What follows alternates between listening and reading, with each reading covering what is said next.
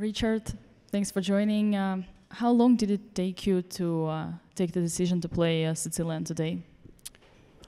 Yeah, it was obviously an emotional choice rather than one which was, thought out well. Because I felt like it would be fun to keep the tournament interesting rather than. I had the feeling that he has the intention to repeat his glorious game against Hikaru, and that would have been saving me some time and some nerves. But instead, I decided to spend my free day looking at total nonsense and horribly annoying lines in the browser. But basically what happened is that he went for something very solid, where I was thinking bishop a5 instead of bishop takes c3. I remember it's some line, but I thought it's very bad for black. And after b4, and after this, basically we ended up having a position where I'm not sure how much worse I am, but it's a two-result game, yeah, which is not exactly what I signed up for in the first place. So yeah, kind of dubious choice, I guess.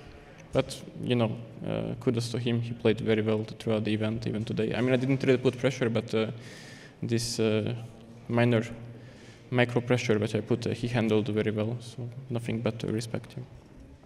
Somewhere in the backside of your mind, did you have this thought of avoiding, let's say, the scenario you had with Jan in the first game?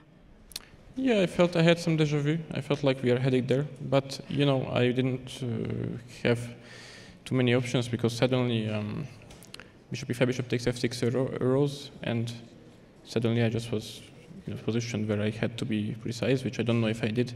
I was pretty happy about myself, calculating some lines after e5. Let's say rook d6 was interesting, and f4h, rook king h5, rook f6, bishop a4, I felt like it's smart and stuff like that. So I felt like I had some tricks, but what he did, of course, was extremely safe and very actually unpleasant. I thought that we will play this game forever, but luckily he repeated moves and I could get out of this, away from this double death pawns. Yeah. And looking at your performance here in Madrid so far, we're approaching the end. Is there something that you've learned so far you would have done differently? Yeah, hard to say. Yet again, I felt like my worst enemy was myself. I made many decisions that are hard to explain, many errors in calculation or in judgment that were hard to explain.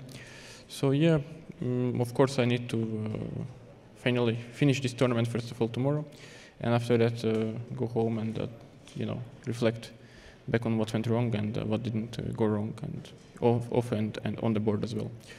So yeah, it certainly was an interesting experience. Yeah. Perhaps one last question from our fans off the topic. Do you play any musical instruments? Strange question. No, not really, unfortunately. I always wanted to have something to do with music rather than with chess, but I ended up stuck here, so what to do? Yeah. And now that I remember it, when we spoke last time in Grand Prix, you mentioned that life of a professional chess player isn't rewarding. But having had this experience playing at the candidates, being at the candidates, has this situation changed for you? It's certainly improved. It's improving. It's pretty much the same thing as last time, but certainly being part of one of the, currently the highest level or highest importance event of the year certainly gives some boost to people like myself. But overall, it's the same thing. Yeah, this event will end, and I will need to, if I want to get back here, I will again need to play the qualification events like Grand Prix. So, back to square zero, yeah, at this point.